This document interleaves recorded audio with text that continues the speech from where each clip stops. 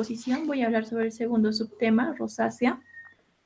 Primeramente, la rosácea es una patología que va a afectar a todas las razas, pero tiene mayor predisposición a las pieles blancas, la raza blanca, que a la raza negra. Como sabemos, es un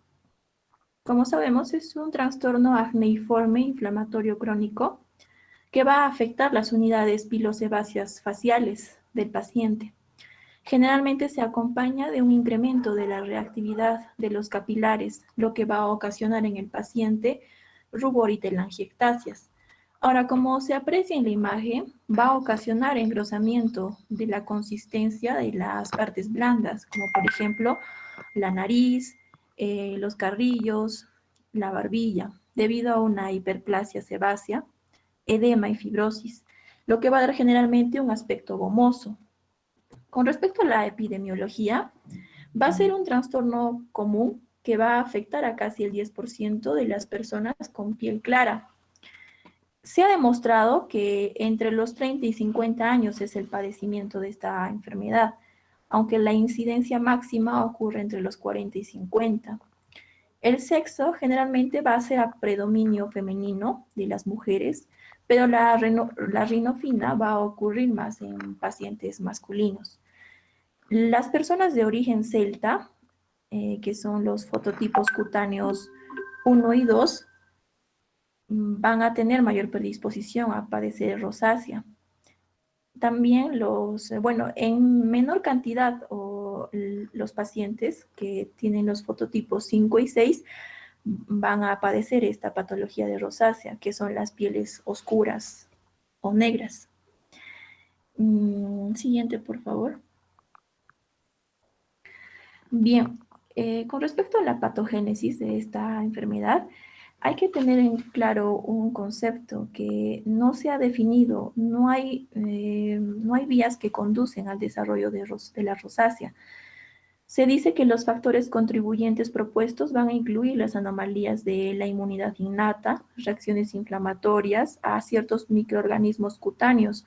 Incluso el daño de los rayos ultravioleta y la disfunción vascular va a ser un mecanismo patogénico importante.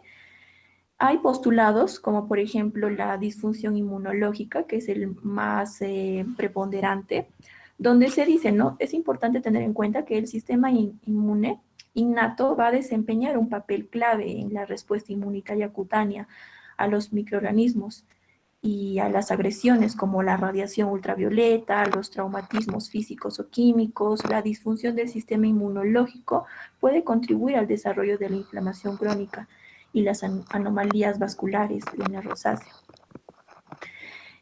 Ahora, el daño en el sistema inmunológico innato va a contribuir a que la rosácea pueda, en cierta forma, implicar la producción de ciertos péptidos, como la catelicidina, anormales, que van a tener propiedades vasoactivas e inflamatorias. Es más, se ha demostrado niveles altos de catelicidina y calicreína en pacientes con rosácea. Bueno, la calicreína, como sabemos, es una enzima de procesamiento de la catelicidina que se conoce como una enzima del estrato córneo en los pacientes que padecen rosácea. Es por eso que se han reportado estudios experimentales, como en el caso de una inyección de péptidos de catelicidina en la piel de ratones de pacientes que tengan rosácea. Lo que ha ocasionado es la inflamación y dilatación vascular que proporciona como en cierta forma pruebas adicionales que va a implicar a la catelicidina como un factor patógeno importante para la producción de rosácea. Ahora, los microorganismos también es una patogénesis muy importante debido a que va a haber reacciones inflamatorias por estos microbios, como por ejemplo el Demodex, que es el Demodex folliculorum, que es un ácaro saprófito que va a residir en los folículos sebáceos. Esto se puede encontrar en la piel normal de casi todos los adultos. El Demodex folliculorum también se ha informado estudios que tienen mayor densidad de estos ácaros en pacientes con rosácea. Es por eso que se hace un metaanálisis de estudios entre casos y controles donde se detecta esta asociación estadísticamente alta y significativa por esta infección por Demodex y la rosácea. Ahora, también es importante mencionar, ¿no?, los otros factores, la reactividad vascular facial o la composición del tejido conjuntivo dérmico, la composición de la matriz, la colonización microbiana o una combinación de factores que van a alterar la respuesta cutánea a los factores desencadenantes de la rosácea. Esto por lo cual va a producir por la exposición crónica y repetida a factores precipitantes, como por ejemplo las temperaturas muy cálidas o muy frías, la luz solar, el viento, las bebidas alcohólicas, el ejercicio, los alimentos picantes, las emociones, los productos cosméticos son un factor muy importante.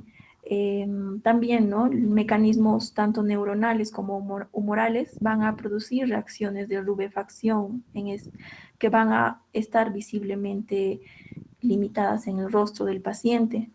Ahora, el predominio facial se produce porque el flujo sanguíneo facial basal va a aumentar en comparación con otros sitios del cuerpo, debido a que la vasculatura cutánea facial, como sabemos, es muy superficial y está compuesta generalmente por vasos grandes y más numerosos a comparada de otros sitios. También hay otra patogénesis por degeneración de matriz dérmica y el daño endotelial que va a ocasionar debido a factores que contribuyen a la degeneración de la matriz y el daño endotelial, que va a incluir problemas, ¿no?, de la permeabilidad vascular. Ahora también el tejido conjuntivo dañado por la luz puede alterar el soporte de la estructura vascular y linfática de la dermis. En cualquiera de estos casos, la inflamación dérmica y crónica va a persistir y va a producir en cierta forma, ¿no?, el eritema en los individuos que están predispuestos a rosácea. También tenemos el daño solar, que es un factor etiológico muy contribuyente debido a una sensibilidad cutánea ante la exposición de la luz ultravioleta aguda. Siguiente.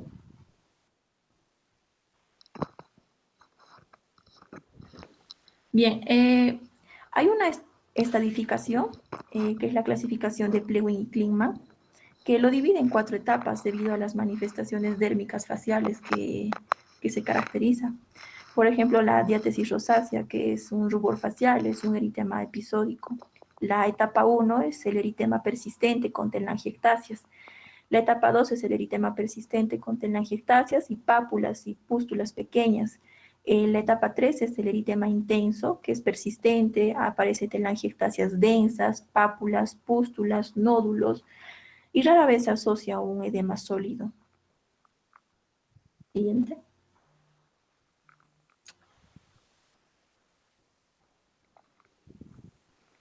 Siguiente, por favor. Bien, las manifestaciones clínicas. Con respecto a esto, el acné puede preceder el inicio de la rosácea por años, pero la rosácea por lo general no aparece como una enfermedad, o bueno, por lo general aparece como una enfermedad nueva, desencadenante. Vamos a dividirlos en lesiones cutáneas, que son, por ejemplo, las tempranas, tardías y por distribución. Las tempranas se caracteriza porque el paciente va a presentar un rubor facial que es patognomónico, una cara roja. Va a haber pequeñas pápulas y pústulas entre 2 a 3 milímetros, y las pústulas a menudo son entre menor a 1 milímetro. Y lo más característico es que no hay comedones. Ahora, en las lesiones tardías, la cara es generalmente roja con pápulas y nódulos de color rojo oscuro. Las lesiones son dispersas, aisladas. Va a haber telangiectasias, hiperplasia sebácea marcada y linfedema en la rosácea crónica, causada por lo que va a causar en los pacientes literal una desfiguración, ¿no?, del rostro, entre la nariz, frente, párpados y oídos. Ahora, por distribución, la localización es simétrica en el rostro y rara vez se presenta en cuello y tórax. Ahora, con respecto a las lesiones especiales, tenemos a la rinofina, que es un crecimiento nasal. La metofima es el crecimiento de volumen semejante a un coginete de la frente. La blefarofima es la inflamación de los párpados. La otofima es un aumento del volumen del lóbulo de las orejas, de lo que se asemeja a un coliflor, debido todo esto a la hiperplasia marcada de las glándulas sebáceas. Ahora, con respecto a las lesiones oculares, la rosácea ocular puede desarrollarse antes de los síntomas cutáneos, hasta en pacientes, ¿no? Entre el 20 a 30% de los individuos afectados con rosácea. Los síntomas oculares se desarrollan luego de los síntomas cutáneos. El compromiso ocular puede manifestarse con blefaritis, conjuntivitis, escleritis o queratitis. La blefaritis es la manifestación clínica mucho más frecuente, caracterizada por el eritema del margen del párpado. Va a haber descamación y costras con la presencia variable de chalación debido a que hay una disfunción de las glándulas de Meibonio. Siguiente. Bien, el laboratorio. Primeramente hay que determinar que esta patología es clínica, es un diagnóstico clínico. Hay que hacer un cultivo bacteriano siempre, ¿no?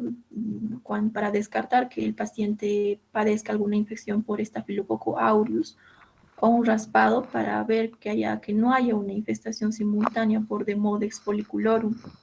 Ahora, las características histopatológicas pueden ser útiles cuando la distribución facial es atípica o cuando se sospecha de la formación de un granuloma, ¿no? Ahora, el diagnóstico diferencial, eh, vamos a dividirlo por, bueno, pápulas o pústulas faciales, que es el acné.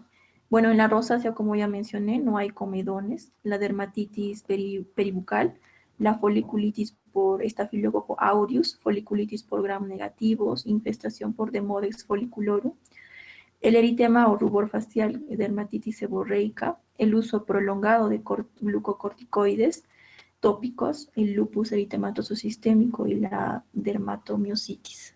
Siguiente. Para establecer un tratamiento, debemos identificar primero que cada individuo, bueno, en cierta forma hay que identificar que cada individuo no, los factores desencadenantes, ¿no? Que le hace padecer rosácea. También hay que instruir a los pacientes para que eviten, ¿no? Los factores desencadenantes. También el uso de bloqueadores solares es muy importante. Ahora, se ha determinado los tópicos como metronidazol en gel o en crema de 0,5 a 1%, entre 1 a 2 veces por día. Son antibióticos tópicos tipo eritromicina, que no son tan eficaces. Ahora, los sistémicos como minociclina y doxiciclina, 50 a 100 miligramos, 1 a 2 veces por día, como antibiótico de primera línea. Las tetraciclinas también entre 1 a 1,5 gramos por día en dosis dividida para que desaparezcan las lesiones de rosácea. Los tratamientos de mantenimiento, minociclina o doxiciclina, 50 miligramos al día, alternos entre 250 a 500 miligramos de tetraciclina, siempre se inicia con la dosis más baja. Ahora, la isotretinoína oral para las enfermedades graves, ¿no? Tipo etapa 3, que no responden a los antibióticos y tratamientos tópicos de régimen con dosis bajas, ¿no? De 0,5 miligramos por kilogramo. Ahora, la ivermectina es una dosis única de 12 miligramos por vía oral en caso de infestación por Demodex. En pacientes con rinofina y telangiectasias es útil, ¿no? Usar la cirugía de láser con excelentes resultados estéticos, ¿no? Como hemos visto en tus pacientes, generalmente la causa estética es lo que más les afecta. Siguiente.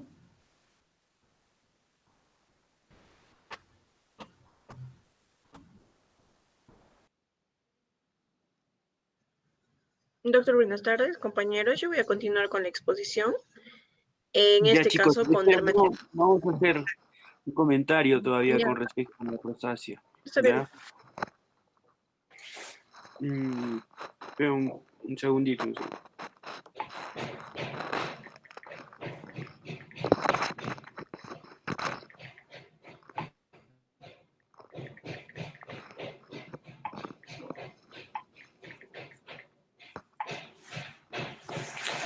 Ya, listo.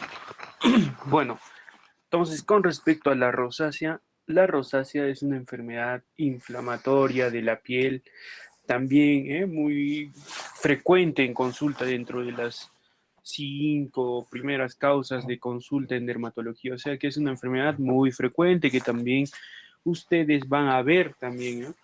En algún momento en su práctica, como médicos generales, herunistas, van a ver este problema, pero que netamente es un problema dermatológico, ¿eh? Pero hay personas sí que no tienen acceso a dermatología, ¿eh? Cuando ustedes hagan su CERU, cuando trabajen como médicos generales, entonces van a ver estos casos de rosácea, es muy frecuente en la población. Bueno, entonces, ¿qué existe en la rosácea? En la rosácea hay múltiples mecanismos fisiopatológicos, ¿eh? Hay un mecanismo donde predominan las sustancias vasodilatadoras frente a las vasoconstrictoras. Hay un mecanismo fisiopatológico donde hay las colagenasas, las proteasas que degradan la matriz extracelular y se producen por eso, ¿no? Eritema, telangiectasias, ¿no? También está implicado el Demodex. El Demodex es un ácaro que está en la piel de todas las personas, pero que en rosácea se ha encontrado un mayor número de Demodex. Entonces, la fisiopatología tiene que ver mucho con la vascularización a nivel de la piel, ¿no? Entonces, la rosácea, en primer lugar, el diagnóstico es netamente clínico. ¿Qué diagnósticos diferenciales nos pueden confundir? El lupus, ¿eh? Algunas formas de tuberculosis cutáneas, ¿eh? La dermatitis seborreica, el acné, ¿eh? Son los diagnósticos diferenciales más frecuentes que nos pueden confundir con rosácea, pero el diagnóstico sigue siendo clínico en rosácea. Ahora, podemos plantear como ayuda diagnóstica una biopsia, siempre y cuando no estemos seguros del diagnóstico clínico de rosácea o tenga una presentación muy atípica, o con otras lesiones que no son elementales de rosácea, que básicamente son las pápulas, pústulas, quistes, nódulos, eritema, telangiectasias, rinofima, blefarofima, otofima. Entonces son algunas constantes clínicas en esta patología, ¿eh? Lesiones clínicas, primarias, secundarias, ¿eh? Una vez que tenemos el diagnóstico, clasificamos la rosácea. En una rosácea, como ha mostrado su compañera esa clasificación, ¿eh? Pero digamos que se simplifica en una rosácea telangiectásica, eritema-telangiectásica, una rosácea pápulo-pustular y una rosácea severa, que es la nodular con quistes, con nódulos, ¿no? Y las fimas, la rinofima, blefarofima, otofima, que son deformaciones a nivel de algunos órganos en la cara. Y bueno, la rosácea ocular netamente, que eso sí lo trata el oftalmólogo. Bueno, una vez que clasificamos esta enfermedad, debemos iniciar tratamiento, ¿no? Y en el tratamiento están desde las medidas generales para prevenir los rebrotes de rosácea, que básicamente tiene que ver con, uno, la dieta. La dieta rica en eh, condimentos, ají, chocolate, café, cigarro, alcohol, comidas muy picantes, muy condimentadas, y la radiación solar son algunos de los exacerbantes más frecuentes en rosácea. Entonces, siempre explicarle al paciente que evite esas medidas, ah, ese tipo de dieta, medidas generales, evitar la dieta y evitar radiación solar en general, para evitar exacerbantes en rosácea. Entonces, una vez que tenemos esto de las medidas generales, vamos al tratamiento. En primer lugar, tratamiento tópico. En el tratamiento no debe faltar un bloqueador solar, porque la radiación es un exacerbante de rosácea. Dos, si la rosácea es telangiectásica, bueno, para las telangiectasias no existe ningún fármaco que desaparezca las telangiectasias. En esta etapa Básicamente se puede hacer láser para reducir esos vasos sanguíneos, tipo telangiectásicos, pero que recidivan. El tratamiento con láser no es persistente, recidiva, pero funciona básicamente en la etapa telangiectásica.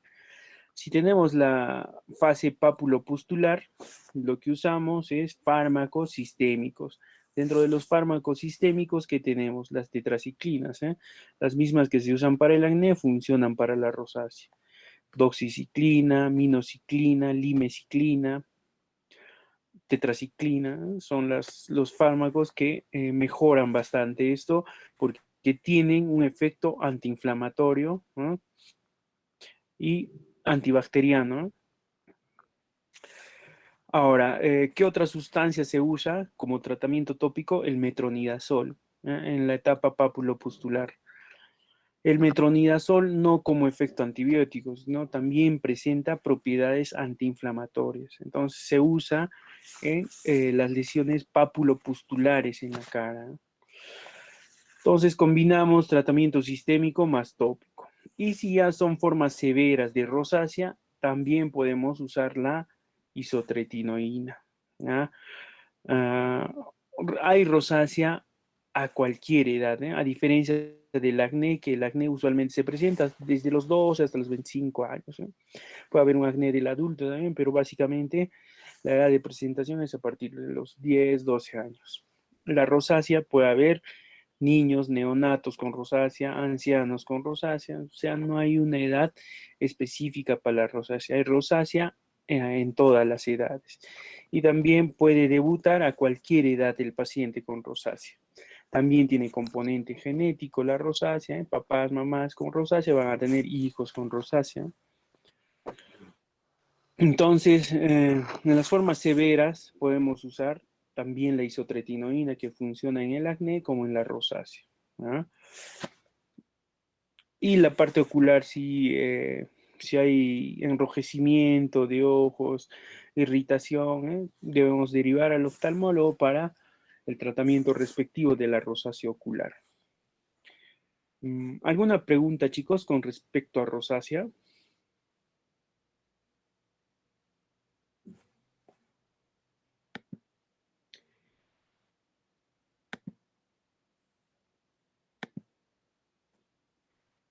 No hay preguntas, chicos, con respecto a rosácea. Se ha escuchado toda la explicación, ¿verdad?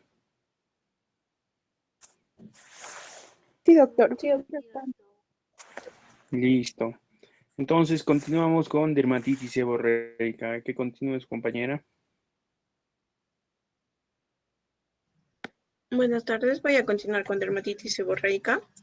A la dermatitis seborreica también se le conoce como en lactantes, como el corro de la cuna, y también como una pitiriasis seca, que en este caso es la caspa, ¿no? En cuanto a la dermatitis seborreica, es una enfermedad eritematosa escamosa, inflamatoria y tiene también una etiología multifactorial y va a tener una evolución crónica. Esta dermatitis puede estar localizada en diferentes áreas como son la piel cabelluda, la cara, tórax, axila, ingle, o también puede estar de forma generalizada. Esta tiene una presentación en diferentes grupos etarios, pero es más común en pacientes con inmunodeficiencia y una enfermedad de Parkinson. En cuanto a su edad de inicio de esta, va a ser durante la lactancia, en los primeros meses de vida, en la pubertad, que va a ser más a menudo en la pubertad también, y esta va a ser más a menudo entre los 20 y 50 años de edad.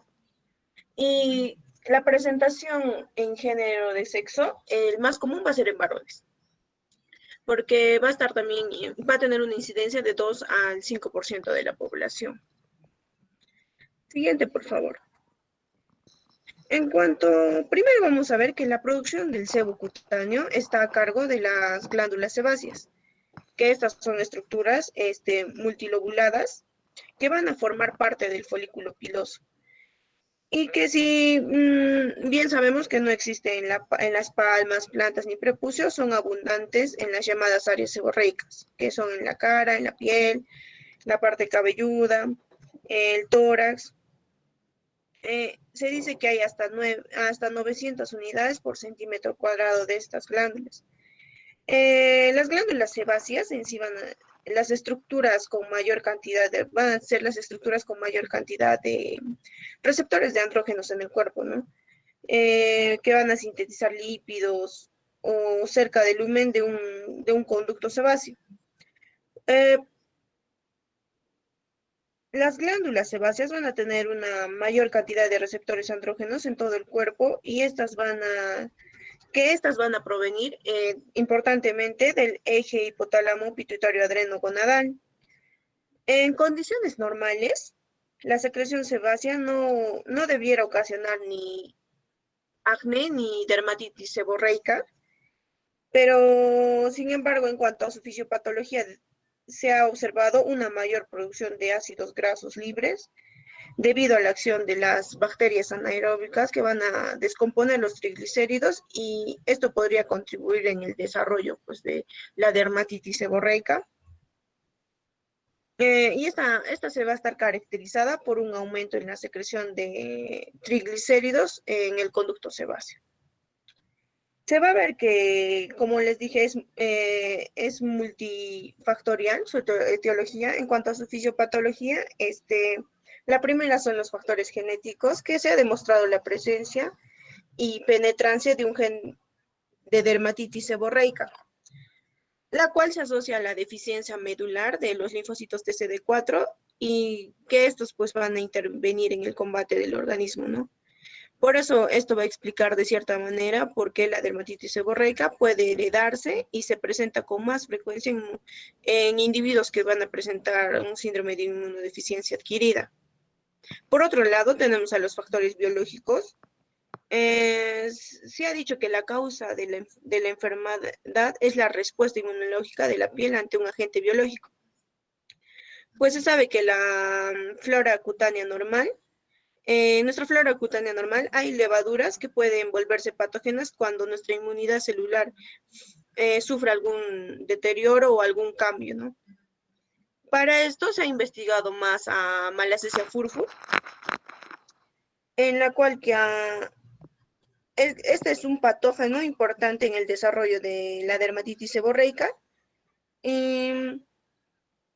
Y la teoría más que todo que apoya, ¿no?, a esta evidencia es la eficacia que va a tener frente a la terapia con antifúngicos orales y tópicos. Otro de los factores es el estrés, que también se ha reconocido que existe episodios de dermatitis seborreica, son precipitados por la tensión más que todo y pues generalmente se asocia a episodios agudos de estrés o agudizaciones en estrés crónico, ¿no? Por otra parte, en condiciones normales, la secreción del sebo en los adultos debe ser alrededor de 100 a 200 microgramos por centímetro cuadrado. Pero hay una diferencia entre varones y mujeres porque en varones este valor puede aumentar, pero en su rango normal. También se ha observado que en pacientes tratados con levodopa y neuroleptícos para la enfermedad de Parkinson, síndromes extrapiramidales y esquizofrenia, la secreción del sebo se hace mayor a 200 microgramos.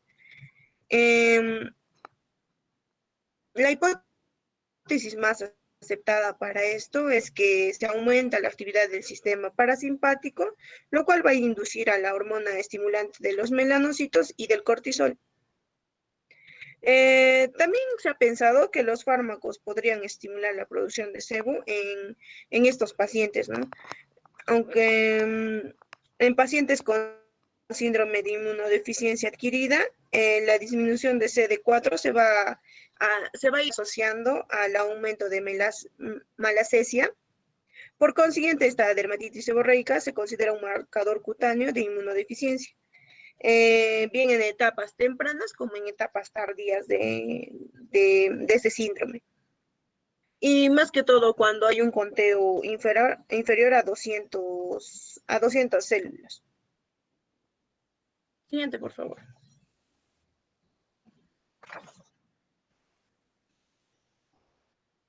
En cuanto a unas manifestaciones clínicas de la dermatitis seborreica, vemos que la duración de las lesiones va a ser de inicio gradual. Las variaciones de estas también van a ser estacionales. Algunos pacientes van a empeorar en inviernos secos o en un ambiente en interiores. Vemos que la exposición a la luz oral también va a causar brotes de dermatitis seborreica en unos cuantos de los pacientes y en otros va a mejorar la enfermedad. En cuanto a los síntomas cutáneos, el prurito es una manifestación variable que a menudo se incrementa con la transpiración. Y las lesiones cutáneas van a ser con una presentación de piel de color anaranjado rojizo o grisáceo blanquecino, que a menudo se va a presentar con máculas grasosas y descamación blanquecina. También va a haber la presencia de pápulas, tamaño variable de 5 a 20 micrómetros o placas con bordes bien delimitados, como se ve en la imagen, que va a afectar más que todo en forma difusa. Las lesiones van a estar dispersas, aisladas de la cara, lesiones de tipo numular, policíclicas, e incluso se va a ver una presencia anulares en el tronco. Siguiente, por favor. En cuanto a una distribución de los principales tipos de las lesiones, primero vamos a ver las áreas pilosas de la cabeza, en la piel cabelluda, cejas, pestañas, que en esta zona se va a denominar como blefaritis, en la barba, en los orificios foliculares, una afectación de la coronilla de los lactantes, por eso la presentación también se llama como gorro de la cuna, y una descamación más que todo amarillenta y anaranjada con costras en la piel cabelluda de los lactantes, que va a ser la presentación más característica. En la cara vamos a observar áreas con eritema, en los pliegues nasolabiales, cejas, en la glabela. En la zona de las orejas, una región retroauricular, meato, costras adherentes y fisuras. En cuanto al tronco, vamos a ver lesiones que simulan la pityriasis rosada o la pityriasis versicolor. Va a haber una presentación de placas amarillentas, pardas, sobre el esternón también, que podemos encontrarlas. También va a haber lesiones en los pliegues corporales, axilas, ingle y toda la región anogenital. Y en la parte genital, que va a ser a menudo con costras amarillentas y lesiones de tipo psoriásico. Siguiente, por favor. En cuanto a un diagnóstico, el diagnóstico se va a establecer en base a criterios clínicos, ¿no? Lo primero, como son las placas con descamación rojiza, que vamos a ver unas manifestaciones comunes que son como la psoriasis vulgar leve, en ocasiones que no van a poder diferenciarse estas, va a tener un diagnóstico diferencial también con el impétigo, con la dermatofitosis, pityriasis versicolor, candidiosis, que estas se van a descartar con la presencia de dermatofitos y levaduras en un examen de aplicación de KOH. También va a haber un diagnóstico diferencial con el lupus, que esta también se va a descartar con una biopsia. En cuanto a unas manifestaciones poco comunes, van a ver también un diagnóstico diferencial con histiocytosis de células de Langerhans, que esta más que todo ocurre en lactantes y a menudo está asociado a la púrpura, la acrodermatitis enterohepática, la deficiencia de zinc y el síndrome de glucagonoma. Siguiente, por favor. En cuanto a exámenes de laboratorio, hay que ver la dermopatología, en la cual vamos a encontrar paraqueratosis focal con pocos neutrófilos, acantosis moderada, esponjiosis, que esta va a formar un edema intercelular, y una inflamación que va a ser más específica de la dermis. El dato más característico de esta va a ser la presencia de neutrófilos en la punta de las aberturas foliculares que las van a sacar de las zonas dilatadas, con la aparición en forma de costras y una descamación, ¿no? Estas se van a sumar a este cuadro.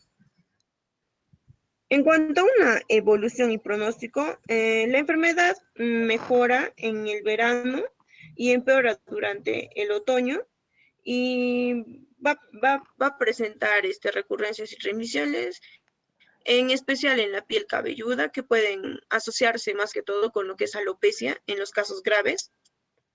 Y en cuanto a una dermatitis seborreica infantil y en adolescentes, esta va a desaparecer con la edad.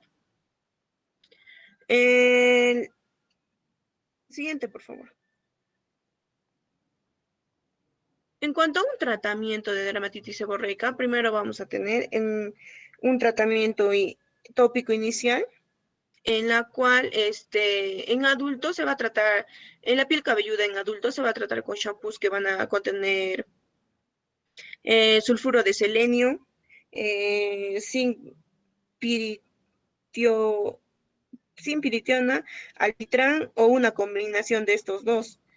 Y se requiere más que todo la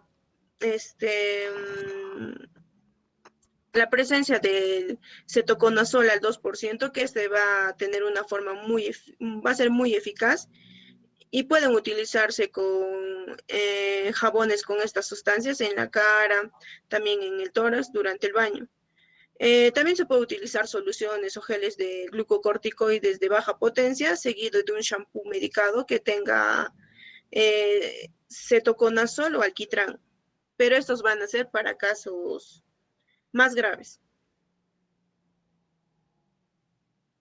En cuanto a lactantes, para esta dermatitis seborreica de la coronilla, se van a retirar las costras con compresas tibias con aceite de oliva, y seguida también se va a utilizar shampoo para bebé o shampoo de cetoconazol al 2%, y también se puede utilizar una aplicación de crema de hidrocortisona al 1 o al 2.5%. También se puede utilizar las cremas de cetoconazol al 2% y pimecrolimus en crema al 1%, que esto va a ser también eficaz en la parte de lactantes. En cuanto a unas lesiones de cara y tronco, se utiliza también el shampoo de cetoconazol al 2%, que lo había mencionado antes, las cremas y lociones de glucocorticoides. Al inicio, la crema de hidrocortisona del 1 al 2.5%, y en casos más recientes se utiliza el propionato de clobetasol. También es útil la crema de cetoconazol al 2%, y también ungüentos con tacronilus al 0.03 o al 0.1%. En cuanto es un manejo en pestañas, la eliminación suave de las costras matutinas se puede hacer con un hisopo de algodón empapado en shampoo infantil diluido. Se aplica también sulfacetamida de sodio al 10% en una suspensión que contenga 0,2% de prednisolona y 0,12% de fenilefrina. En cuanto a áreas intertriginosas, también se puede utilizar todo lo que es cetoconazol al 2%. Si el paciente no va a controlar si no se va a controlar con estos tratamientos, se utiliza tintura de Castellani para dermatitis en los pliegues cutáneos, que a menudo es muy eficaz, con la cual la pigmentación es un problema para estos pacientes, ¿no? Siguiente, por favor. Otro de los tratamientos es un tratamiento sistémico, que esto se va a aplicar en los casos más graves, la cual va a ser el 13-cis retinoico por vía oral, 0.5 a 1 miligramo por kilogramo, que va a ser muy eficaz. Debe utilizarse anticoncepción. Cuando se utiliza esto, debe utilizarse anticoncepción en mujeres de edad fértil. Y en casos más leves podemos utilizar el itraconazol, que se va a dar en 100 miligramos cada 12 horas por 2 semanas. Y como tratamiento de mantenimiento es muy eficaz.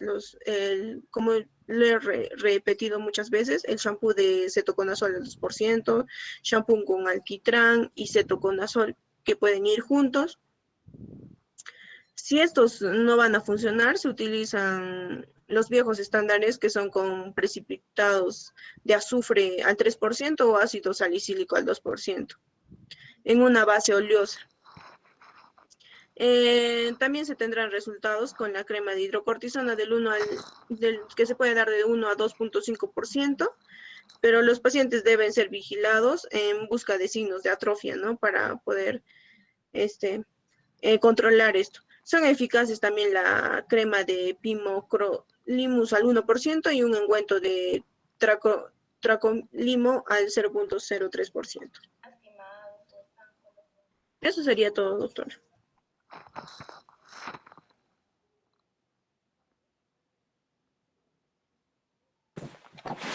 Ya, listo, chicos, vamos a hacer un comentario sobre dermatitis seborreica. Bueno, la dermatitis seborreica también es una de las enfermedades dermatológicas más frecuentes. Igual está dentro de las 10 primeras causas de consulta. Ahora, la dermatitis seborreica tiene muchos tipos de presentación. Una es la dermatitis seborreica a nivel del cuero cabelludo, que comúnmente es conocida como caspa, ¿no? Eso es también dermatitis seborreica.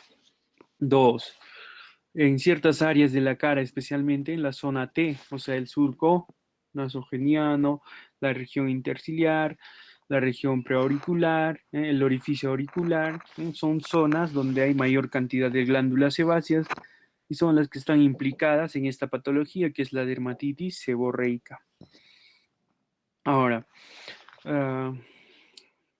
la dermatitis seborreica en los lactantes también se manifiesta como una costra a nivel frontal, ¿eh? Esa costra que algunos bebitos nacen en la parte frontal con una costra, con una placa eritematoescamativa.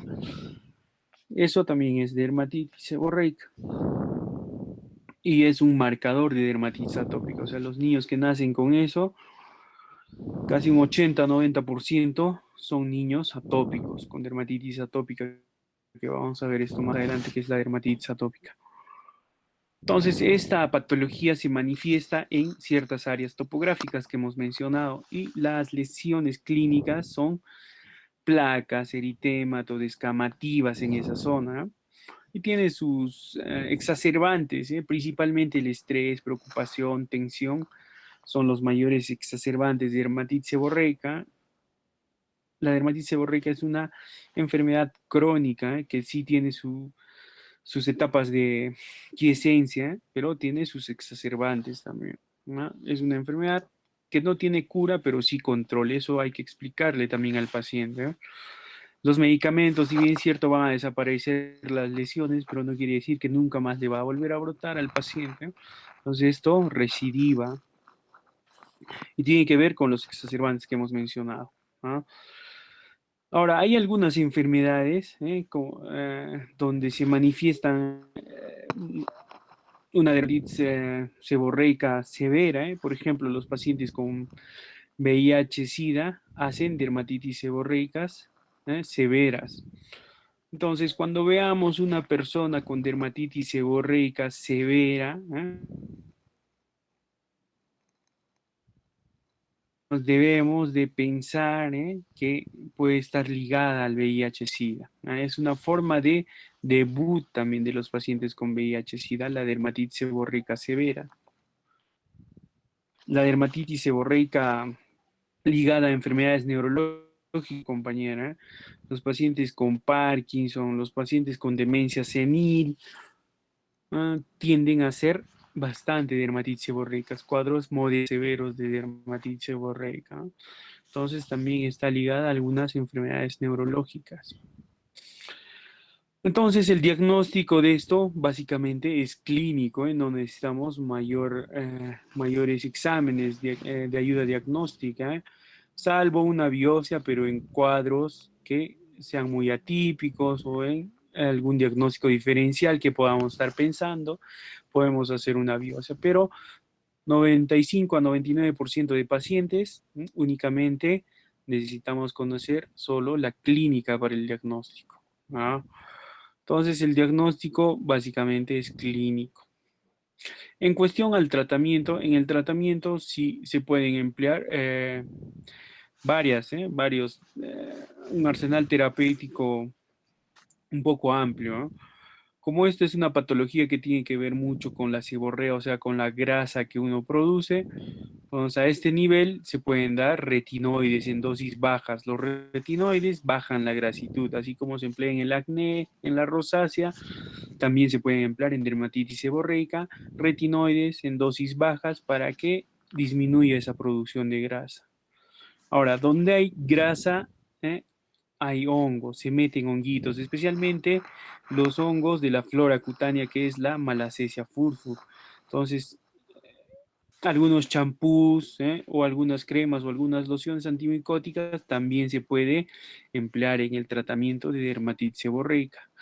Y como hay una inflamación en la piel, en el cuero cabelludo, en las zonas donde se presenta esta dermatitis seborreica, también entran acá los corticoides tópicos, para desinflamar esas zonas. Hay champús medicados que tienen ketoconazol, que tienen piritionato de zinc, que son sustancias también antimicóticas. Entonces, en el arsenal terapéutico tenemos varios fármacos, champús, jabones, eh, antimicóticos, corticoides, para el tratamiento de esta enfermedad en sus distintas formas de presentación. Listo, chicos. ¿Alguna pregunta? Doctor, buenas tardes. Una consulta quería hacerle sobre cuál sería el manejo de un paciente que tiene una dermatitis Sí, seborreica dime. y que tenga una rosácea también a la vez. Porque viendo lo que estaba leyendo algunos artículos me dice que el uso de corticoides también puede ayudar en la dermatitis, pero puede exacerbar lo que es la rosácea. ¿Cuál sería entonces el mejor tratamiento para este paciente? Bueno, mira, los corticoides sistémicos no son un tratamiento individualizado ni en rosácea, ni en acné, ni en dermatitis seborreica.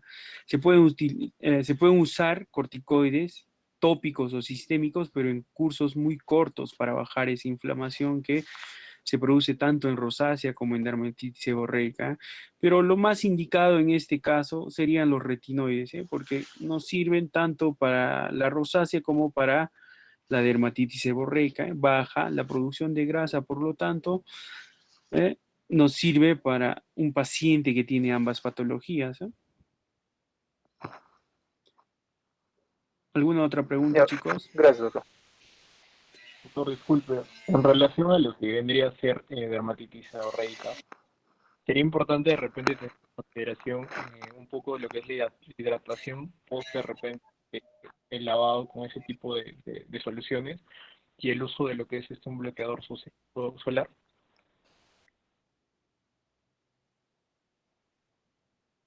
Eh, la primera parte no te escuché bien de tu comentario. Si la importancia de repente de usar algún tipo de hidratantes, ¿no? Después de usar ese tipo de soluciones y el uso de repente de un bloqueador solar podría entrar también como un plan terapéutico a poder seguir. Bueno, en general, los bloqueadores se deben indicar para todas las enfermedades dermatológicas, sino hay bloqueadores específicos, para piel seborreica, para piel acnéica, para piel con rosácea. Entonces, cada vez la industria, digamos, de los bloqueadores se va especializando, y va produciendo bloqueadores para ciertas enfermedades. Por ejemplo, para el acné, el bloqueador pues no tiene que ser muy denso porque puede obstruir los folículos. Para la rosácea hay bloqueadores que camuflan un poco la rojez. Para la dermatitis seborreica, el bloqueador tiene que ser más fluido, ¿no? Que no se note blanco, que no se note untuoso, que se absorba muy rápidamente para que no se irrite en la piel. Entonces, hay bloqueadores en el mercado casi específicos para cada patología.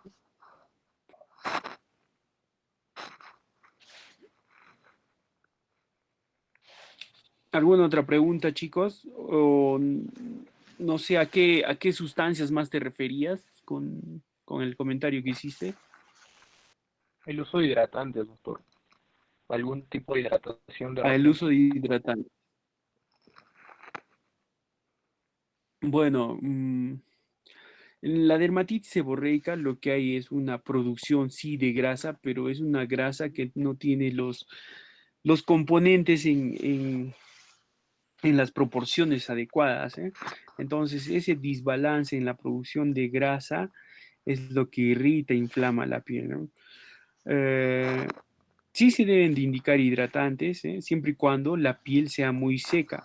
Hay dermatitis seborreica en piel grasa, hay dermatitis seborreica en piel seca. Entonces, si es una piel grasa, hidratar más una piel grasa no se ve bien, no tiene un efecto cosmético muy importante. Echar más grasa a algo que ya es grasoso de por sí, más o menos esa es la idea. En cambio, una piel seca que tiene seborrea, sí mejoran los hidratantes, ¿no? Entonces hay que saber cuándo emplearlos también los hidratantes. ¿Alguna otra pregunta, chicos? Sí, doctor, disculpe, leí que la artritis seborreica también se presenta en pacientes con Parkinson. Si se trata el Parkinson, ¿se puede tratar también la dermatitis seborreica, perdón? ¿O necesariamente necesita tratamiento este tipo de dermatitis, doctor?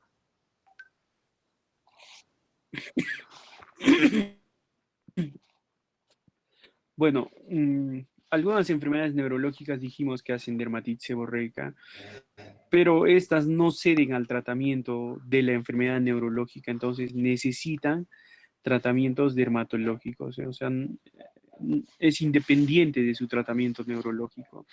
La enfermedad de por sí tiende a producir más seborrea.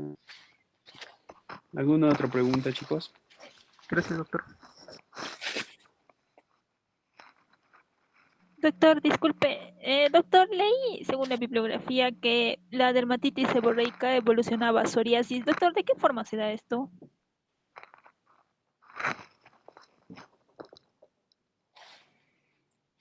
Mm, La dermatitis seborreica es una enfermedad diferente a la psoriasis, ¿eh?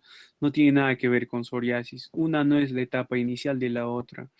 Pero sí lo que pasa es que en el cuero cabelludo hay,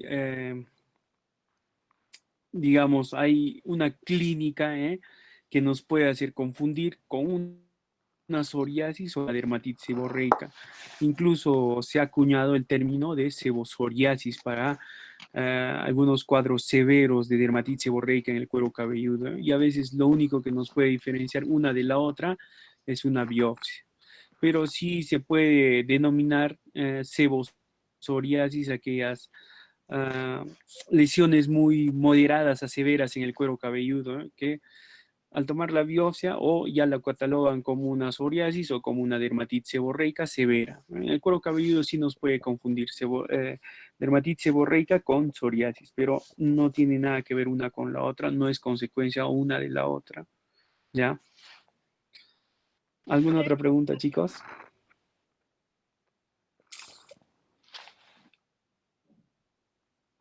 Listo, chicos. Entonces nos vemos la próxima clase teórica. ¿Qué nos toca la próxima, la delegada?